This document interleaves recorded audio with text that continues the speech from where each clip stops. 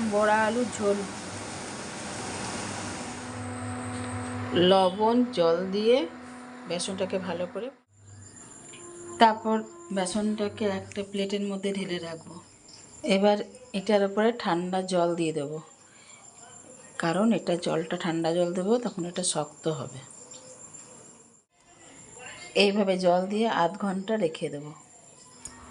জলটাকে ফেলে দিলাম, বেশ শক্ত হয়ে গিয়েছে। এবার চৌকো বা বড়পি শেপে কেটে কেটে রাখবো।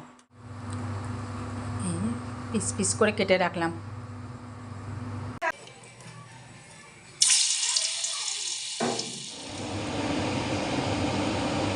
কারি পাতা, পাঁচফোড়ন, পেঁয়াজ,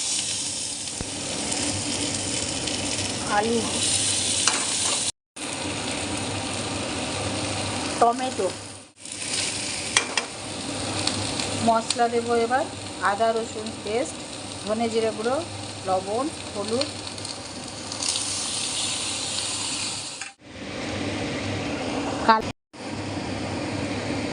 জল। এবার জল দিয়ে দিলাম, এটা ফুটে উঠবে, তারপর বড়াগুলো দেবো। বড়াগুলো এবারে দিয়ে দেবো।